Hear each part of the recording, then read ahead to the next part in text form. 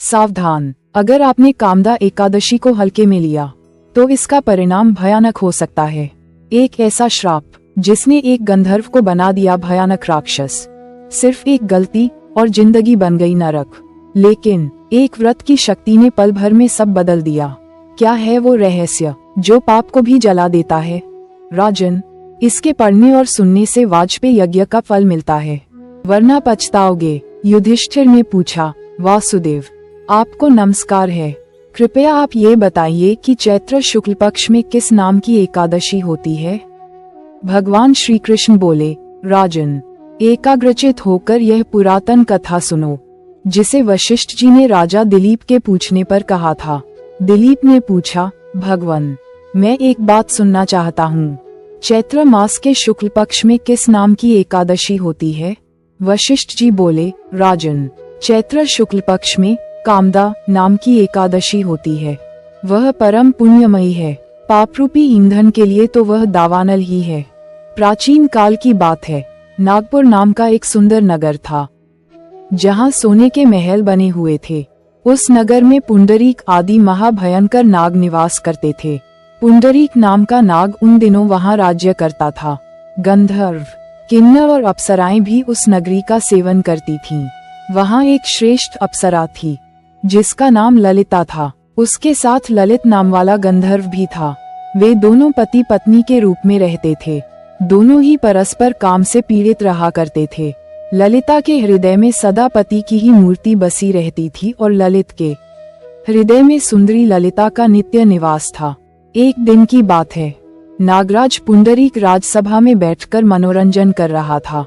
उस समय ललित का गान हो रहा था, किंतु उसके साथ उसकी प्यारी ललिता नहीं थी। गाते गाते उसे ललिता का स्मरण हो आया, अतः उसके पैरों की गति रुक गई और जीभ लड़खड़ाने लगी। नागों में श्रेष्ठ करकोटक को ललित के मन का संताप ज्ञात हो गया, अतः उसने राजा पुंडरीक को उसके पैरों की गति रुकने और गान में त्रुटि होने की बात बता दी। करकोटक की बात सुनकर नागराज पुंडरीक की आंखें क्रोध से लाल हो गईं। उसने गाते हुए कामातुर ललित को शाप दिया, दुर्बुद्धे, तू मेरे सामने गान करते समय भी पत्नी के वशीभूत हो गया, इसलिए राक्षस हो जा। महाराज पुंडरीक के इतना कहते ही वह गंधर्व राक्षस हो गया। भयंकर मुख, विकराल आंखें और देखने मात्र से भय उपजाने वाला रूप, ऐसा राक्षस होकर वह कर्म का फल भोगने लगा। ललिता अपने पति की विकराल आकृति देख मन ही मन बहुत चिंतित हुई। भारी दुख से वह कष्ट पाने लगी। सोचने लगी, क्या करूं, कहाँ जाऊं, मेरे पति पाप से कष्ट पा रहे हैं। वह रोती हुई घने जंगलों में पति के पीछे पीछे घूमने लगी। वन में उसे एक सुंदर आश्रम दिखाई दिया, जहाँ एक मुनि शांत बैठे हुए थे। किसी भी प्राणी के साथ उनका वैर विरोध नहीं था। ललिता शीघ्रता के साथ वहां गई और मुनि को प्रणाम करके उनके सामने खड़ी हुई। मुनि बड़े दयालु थे। उस दुखिनी को देखकर वे इस प्रकार बोले, शुभे, तुम कौन हो, कहाँ से यहाँ आई हो, मेरे सामने सच सच बताओ। ललिता ने कहा, महामुने, वीरधनवा नाम वाले एक गंधर्व हैं। मैं उन्हीं महात्मा की पुत्री हूँ। मेरा नाम ललिता है। मेरे स्वामी अपने पाप दोष के कारण राक्षस हो गए हैं। उनकी यह अवस्था देखकर मुझे चैन नहीं है। ब्रह्मा, इस समय मेरा जो कर्तव्य हो वह बताइए। विप्रवर, जिस पुण्य के द्वारा मेरे पति राक्षस भाव से छुटकारा पा जाएं, उसका उपदेश कीजिए।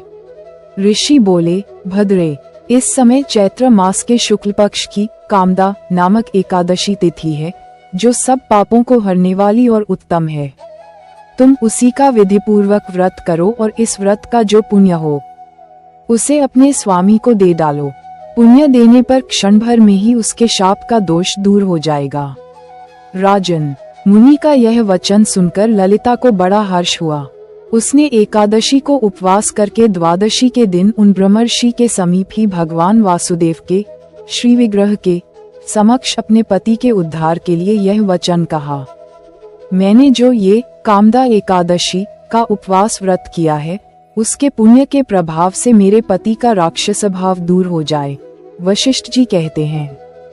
ललिता के इतना कहते ही उसी क्षण ललित का पाप दूर हो गया। उसने दिव्य देह धारण कर लिया। राक्षस भाव चला गया और पुनः गंधर्वत्व की प्राप्ति हुई।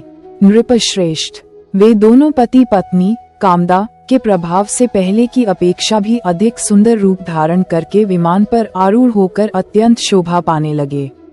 ये जानकर इस एकादशी के व्रत का यत्नपूर्वक पालन करना चाहिए। मैंने लोगों के हित के लिए तुम्हारे सामने इस व्रत का वर्णन किया है।